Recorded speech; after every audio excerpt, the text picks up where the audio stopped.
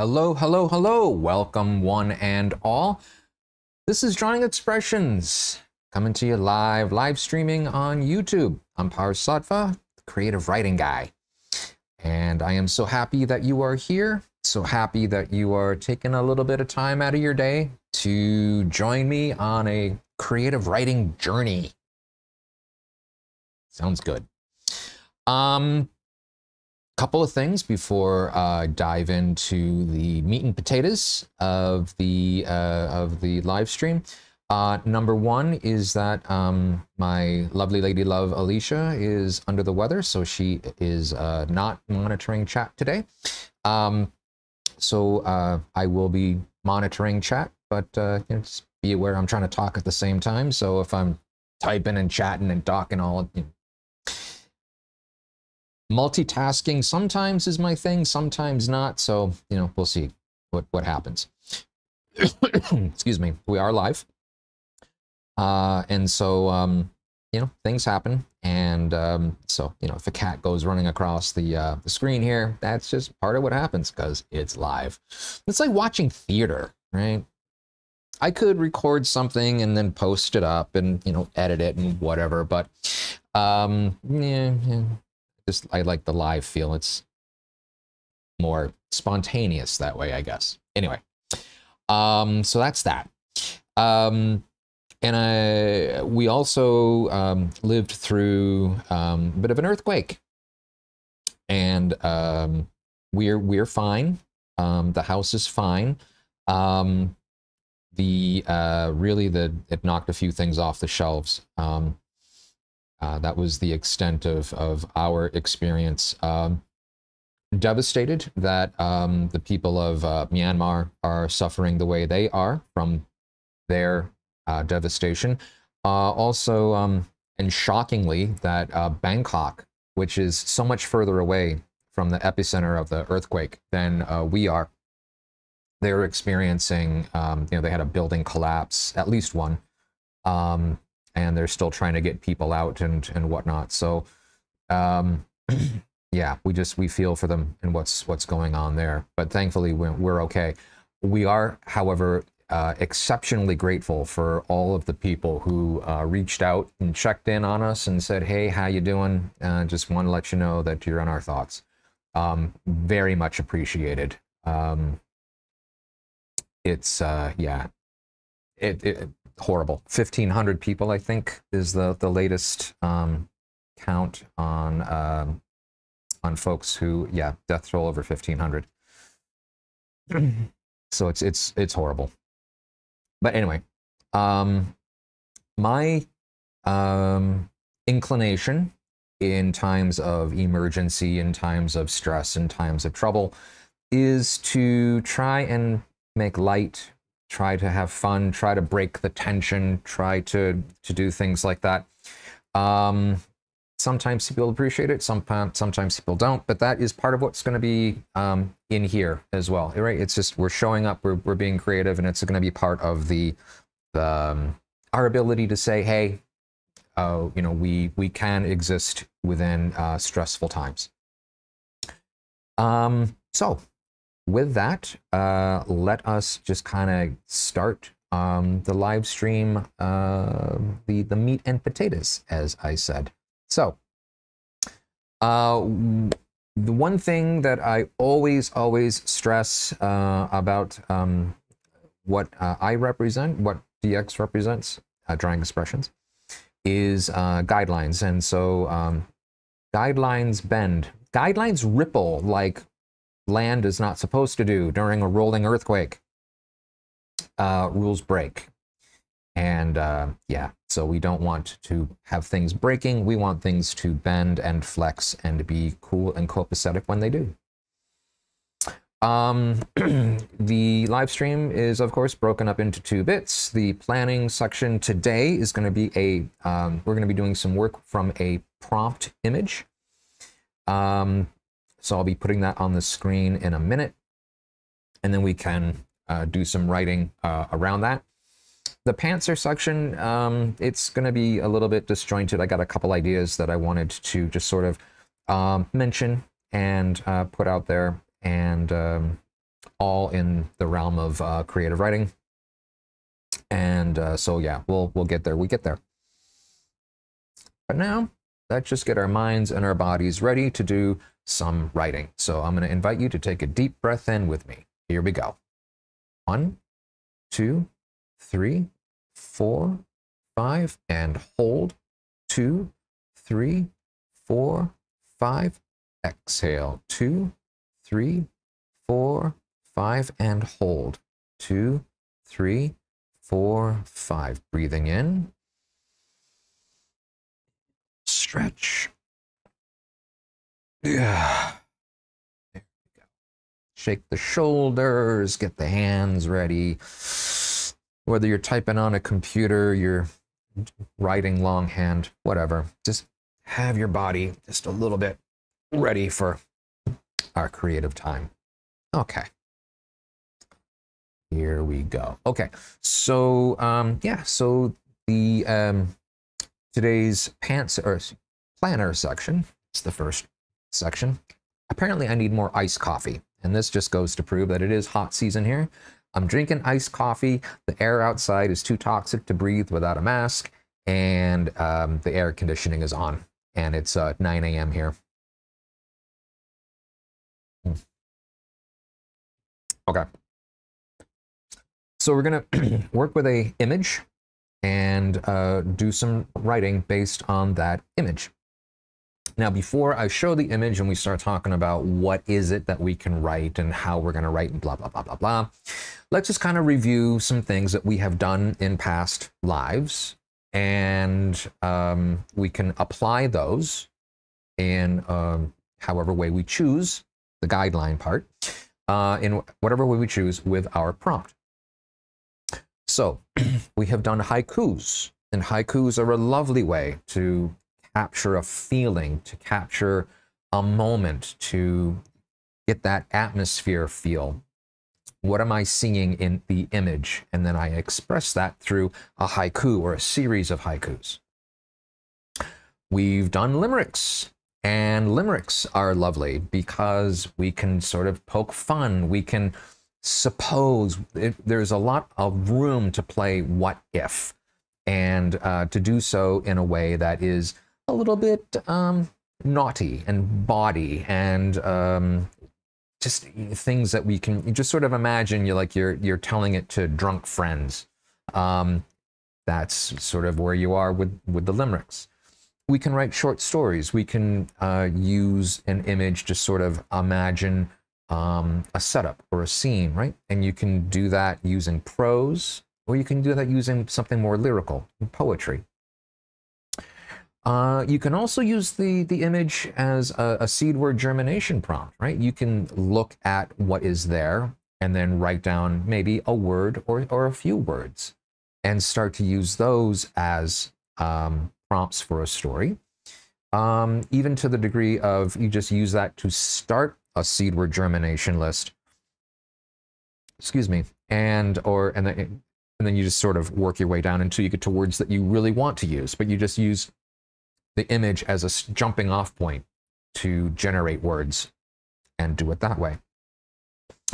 So yeah, so those are just various odd ways that we can use the image. Now, let us go now over to the image itself.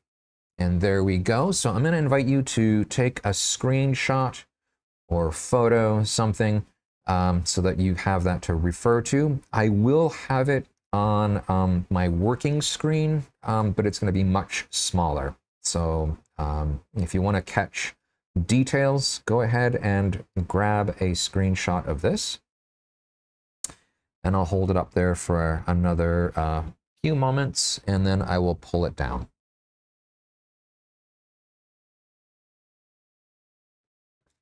Okay. Now I'm going to come over to here again and just get myself ready because I did not prepare my tech as much as I intended to. There we go, and we'll get the text size to the right size, and I'll get my keyboard brought over.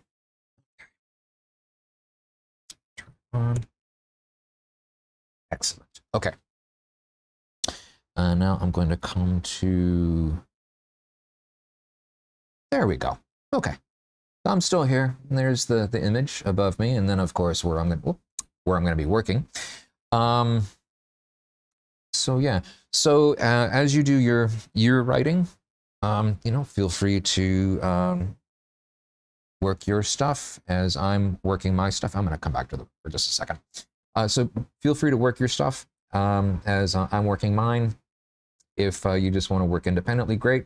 I will bring us back to the breathe and stretch section when we are done with this bit. If you want to write separately, if you just want to watch, feel free. Okay, here we go back to the, here we go. Okay, so what do we have here? So overall, what my eye sees is, you know, we've got the two books, and they look a little bit old, a little bit dusty, you know, not fresh, brand new books, and they're both hardcover. And there's the field glasses on top, binoculars, right? There's a few different names, and so we can play with even just like different terminology of the glasses. And there's the wood paneling inside. And then there's the outdoor view, which is blurred, looks like it's a nature scene, and some sort of very industrial looking wall on the side. Okay, so that's what we're working with. And I think I'm going to work with haiku first. Just as a way to kind of kick things off. So what if we start with something like observe and record, right? So we have where we're giving a nod to the binoculars and to the books. So observe and record. And who uses those glasses? Well, bird watchers, which are called ornithologists. Ornithologists. Oops, apparently I have misspelled. Ornithologists. Still not right. Ornithologists. There we go. Spell check to the rescue. Ornithologist supplies.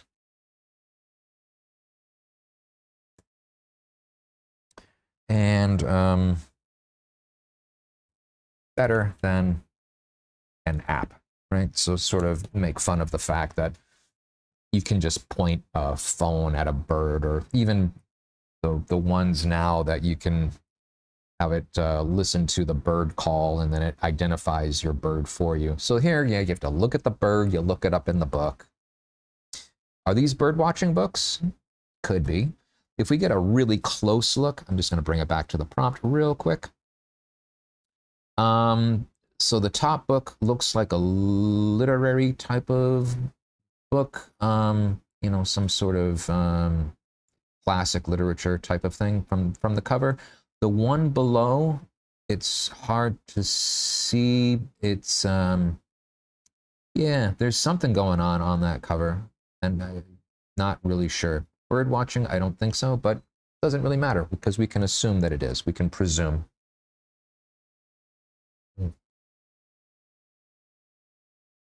Okay.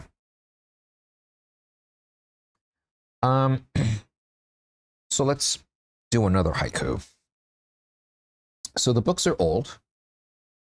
So, and they look like they've been well used. So old books, well used. And I'm just going to throw the comma in there. Old books, well used.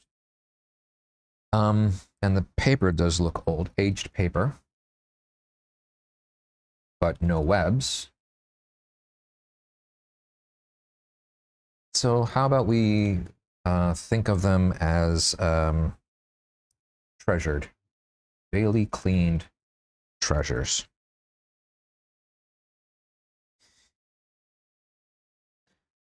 Or we could, flip-flop that, treasures cleaned daily. But I like the daily cleaned treasures because it highlights the fact that they're cleaned, and then we can identify them as being treasures. But you can do it either way, whichever one you want to highlight first. Okay, so now let's have a little bit of fun with the fact that there is this, the very, it's first off, it looks very staged. But it looks, very old, rustic, almost like a hunting cabin or like a bird watcher's kind of cabin type of thing. I'm going to bring us back to the prompt real quick. So, look at the wood, right? It's just, it has that feel of just like outdoors, woods, cabin, hut kind of a thing. And then there's this industrial shed that just kind of sits right there. So let's kind of poke a little bit of fun at that. So, whoops. Move it down a line. Thank you. Who put the shed so that it obscures the view? So that it obscures the view. Yep, 7. That's good. Inconsiderate. Inconsiderate, right? So I like that. Okay, so what else do we have? What if we're, looking through our glasses? I don't know why, but I sometimes think silly thoughts, like what happens if you cross your eyes? Can you see through the the opposite sides of the glasses? If I cross my eyes,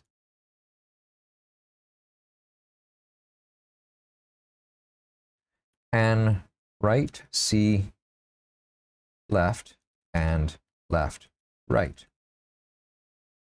and right see left and left right. Yep, 7. Asking for a friend. Asking for a friend. Yep, so it's good. So, there we go. There's another one. Too embarrassed to admit that we're asking for ourselves. Asking for a friend.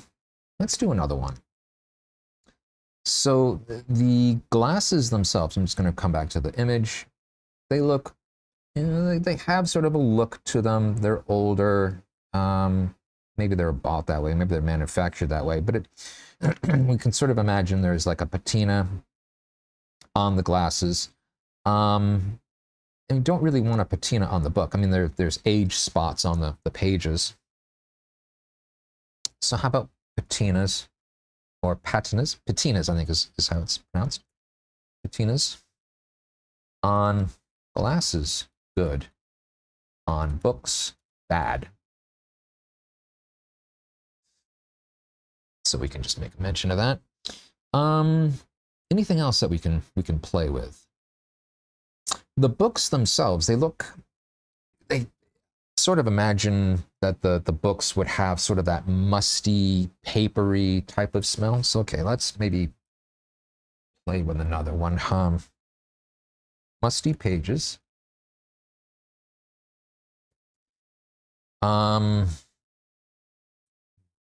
Ancient, yeah, why not? Ancient air.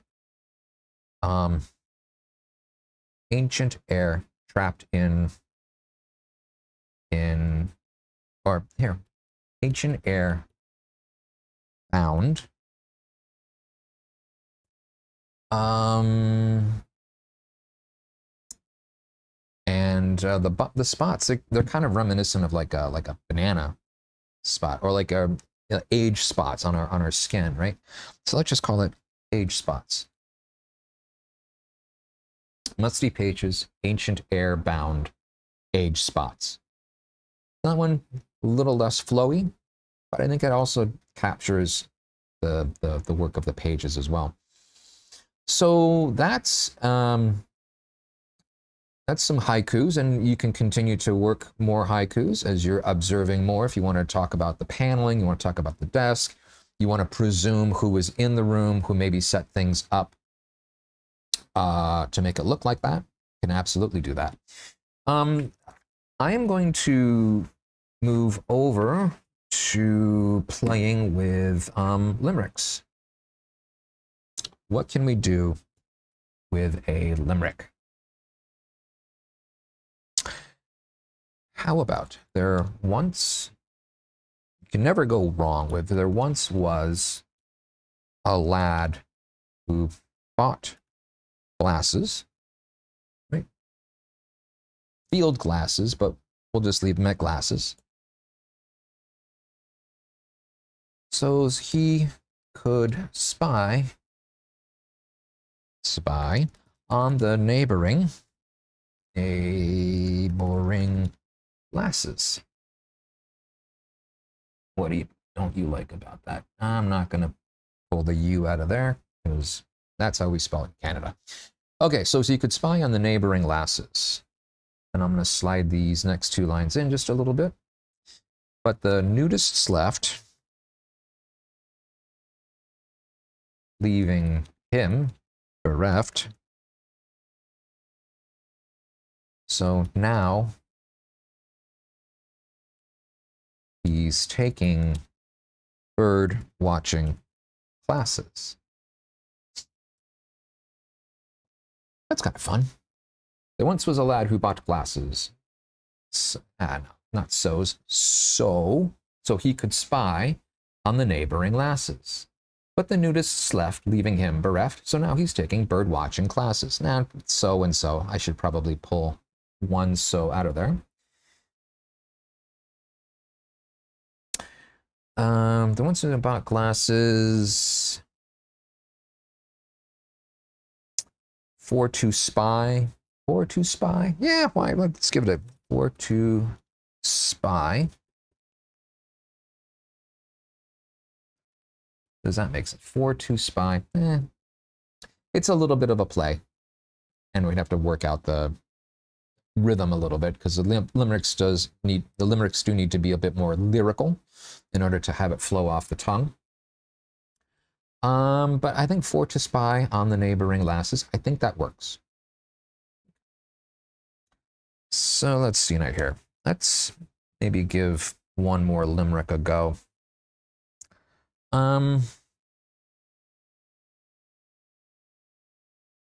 There once was a lover of books who filled all the shelves, crannies. There we go. Shelves, crannies. Let's get some commas in there. Crannies and nooks.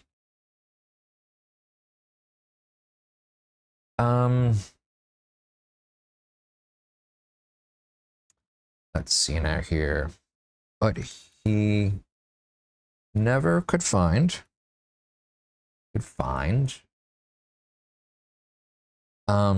what was on his mind.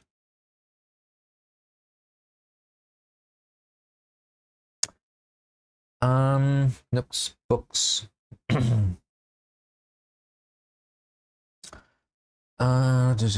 Let's see. So what rhymes books, nooks, we have crooks, looks. Here we go.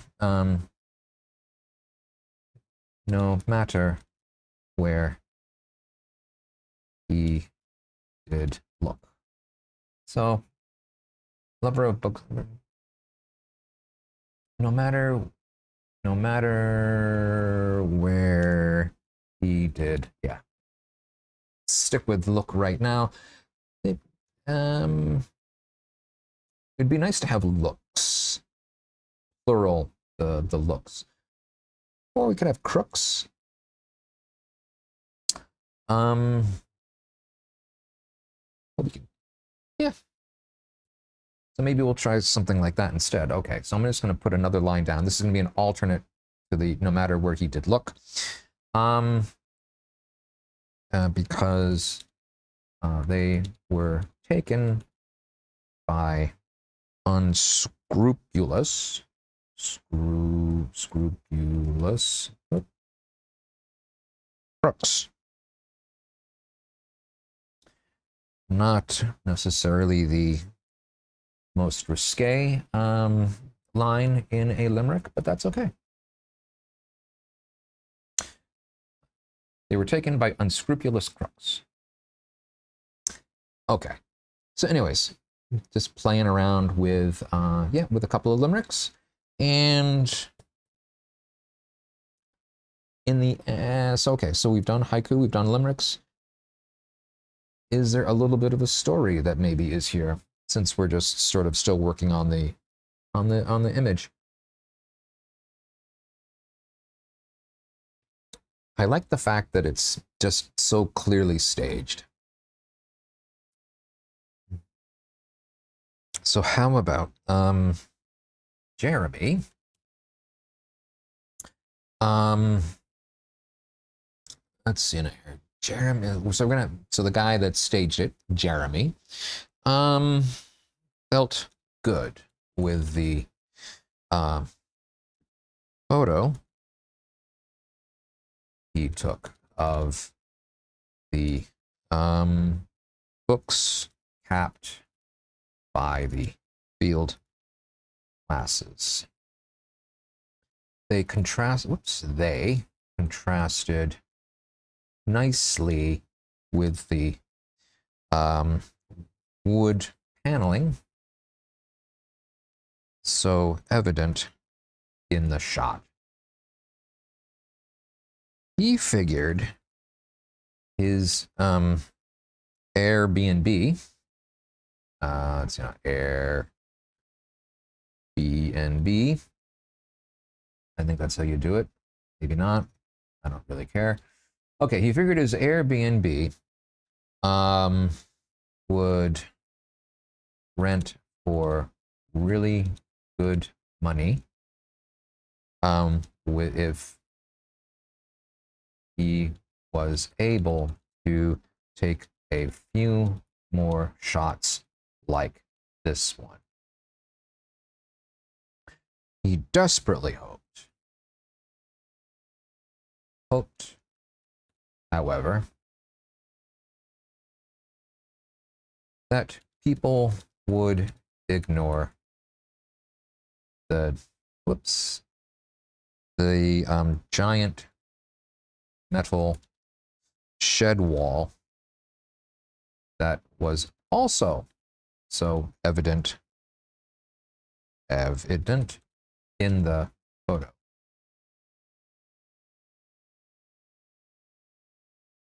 Maybe it was time to learn how to Photoshop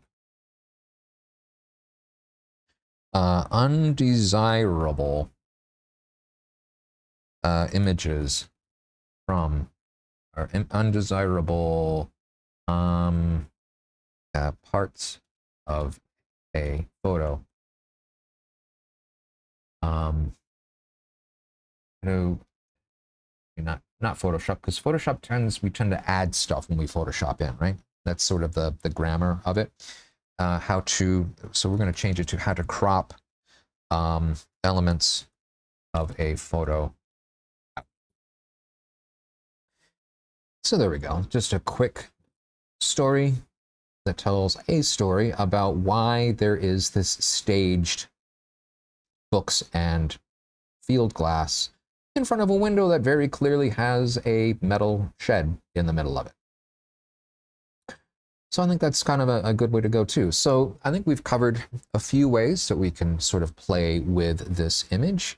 I'm feeling pretty good about it. So I'm going to move us back to the room. So back again. So how did things go for you?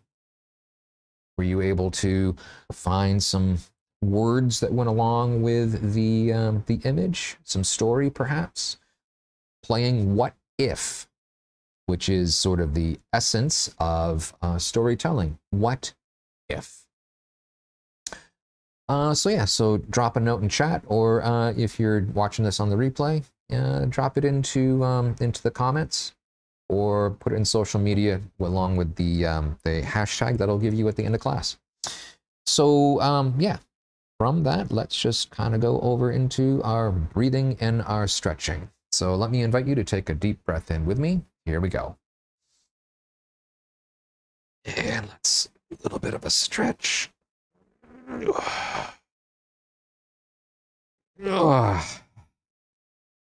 There we go. So you can't see it, but directly behind the camera, one of my cats, Bhakti, our male ragdoll, is just hanging out in a bucket, one of these bowls that they sell for cats, and he's just right in the line of the air conditioning. He's just happy as a cat in a bucket.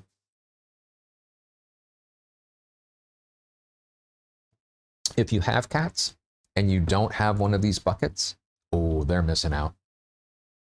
Look into it. Okay.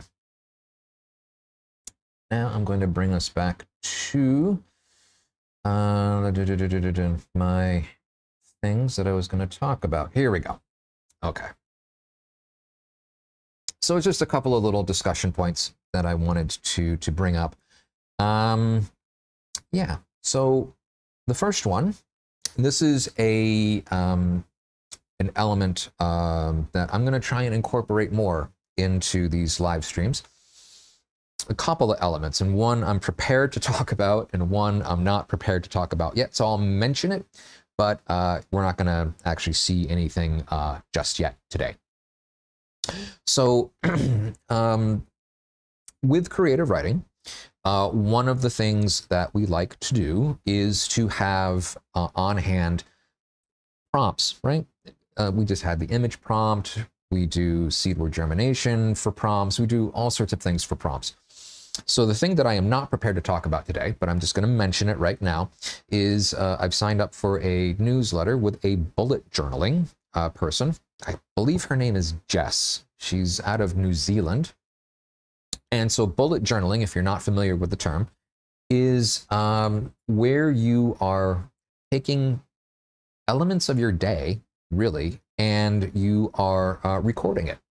And it can be, there's a wide variety of things that people record and manage, whether it is the number of hours of sleep they got a night, or the TV shows that they've watched and things that they've enjoyed about it or not.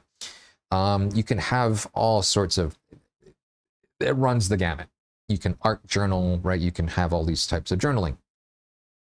So one of the elements that she brings in from time to time is writing prompts.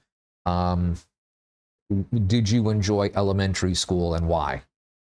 You know, it can be anything, right? And so you use that as a starting point. We're talking about a story, telling some like a memory.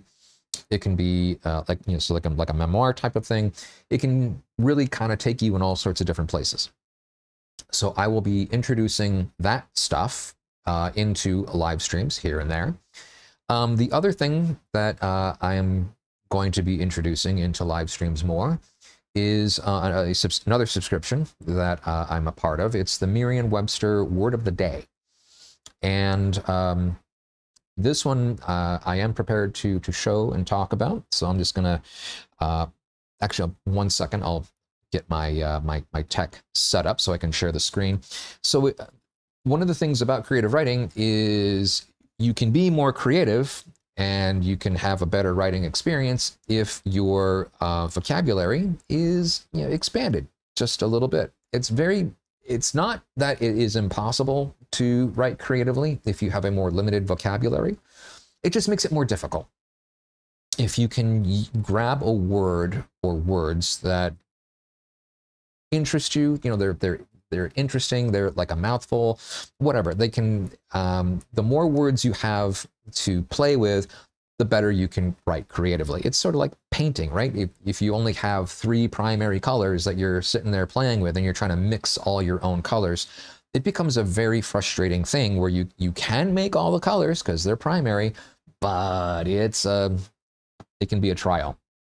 you have a lot more colors to play with, you can have a lot more expression on your canvas, right? Same type of thing.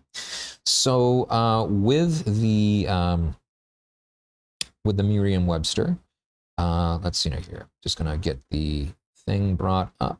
Okay, this is gonna get a little bit wacky for just 1 second, so bear with me. And I'm gonna, whoops, there we go. Okay, there we go. So this is what the week looks like, the words of the week. So this is, so every day, I'm gonna scroll just real quick. So you've got the word of the day recap. You get one word, so like the March 28th, derelict. So you get an email in and it'll send you the word and with the definition, so derelict. And before that, archetype, before that, flippant. And these are not like super complicated words. There are, oh, whoops, come back to talk to room. There we go. So these are not super complicated words. I used to get like the desk calendars, and the words they would have included there were always just impossibly huge. Never would you use a word. It was just sort of like, you know, can you show off? Can you remember, you know, the supercalifragilisticexpialidocious, or, you know, whatever. These like this huge word that meant like, you know, some microorganism found only in Chilean caves. Okay, it's a word, it's valid, but would you really ever use it? These Merriam-Webster words, they are words that are just like maybe not quite accessible to some people, or maybe you know them, you just haven't remembered that you know them. So it helps to keep them fresh in your head so you can pull them out. You don't have to refer to a thesaurus, which can, you know, that always poses a bit of a problem anyway, because there's always the connotation of a word, or, you know, how it sounds. You don't have it work exactly how it is that you want to work. And in a thesaurus, all you have is just a list, and you have to go look up each one and remember, oh yeah, this is. But if you have one word at a time, and you kind of grab a hold of that one, and you can use that as a prompt. You can say, I'm going to build a story around the word derelict. I'm going to build a story around the word flippant. And so it's a way to become familiar with more words. You could do it daily if you really wanted. You could bullet journal, and you could have the Merriam-Webster word of the day, and then you could do like a little story based on whatever that word is. I'm not quite that much of an overachiever. I would prefer just to kind of grab my word here and there. But that is going to be an element I think is going to be good to include in live streams. So yeah, so those are two things that I'll be using in future live streams. Not today, but future ones. Excuse me, 1 second, getting a little parched.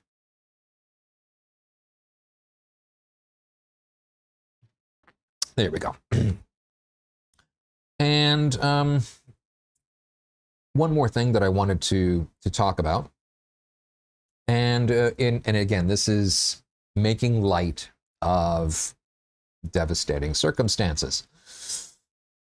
So the earthquake. So the experience we had here is it was a rolling earthquake. If you've ever lived through an earthquake before, you know that sometimes they're very sudden jerks and shudders, and sometimes they roll. This one was a roller, and it seemed like it was not going to end. And it started rolling gently, and then it got more rolly, and, you know, we're listening to things just kind of, you know, shake around the house, and yeah. So here's the funny bit, at least for me, the funny bit. We exist pretty much in the upstairs of the house. That's where the bedroom is, and that's pretty much where we spend our days, is up there. So, you know, Alicia's up there. She's on the bed. She's doing her whatever it was that she was doing. the cats are all kind of, you know, they're in there with her as well. Some are on the bed, some are in, you know, the trees and the buckets and things. And so as the earth is starting to shake now, they're holding on. And so there's, you know, there you got some prompts. You've got some prompts like, oh, what would the cat be thinking? Like, oh, I was in the bathroom. Not the best place to be when a house is kind of shaking or bucking or whatever, and you're trying to do your business. So that is also a prompt. And I think it's kind of a funny one. And so I haven't written anything here, right? And it's just between you and I, right? I mean, this is not going to get out beyond. But I just find it's hysterical that yeah, that you know, where were you during, you know, like I was in the bathroom. Yeah, the toilet was trying to buck me off or something. So anyways, I just thought that was funny. But anyways, that is a prompt. It is something you can write about. It is, if you wanted to have like a longer work, right, and you wanted to insert something just kind of like funny, like just, you know, they talk about like the Titanic, right? When the Titanic smashed into the iceberg and the band continues to play, and, you know, people are trying to, you know, some people are racing for the lifeboats and some don't know what's going on. Like, is there some poor person who, you know, is trying to do their business, and, you know, the ship is sinking and they can't quite get their pants on because everything is just happening? You don't see that part in the movie, do ya? But you should, because I bet it happened. Anyway, yeah, yep. Pompeii.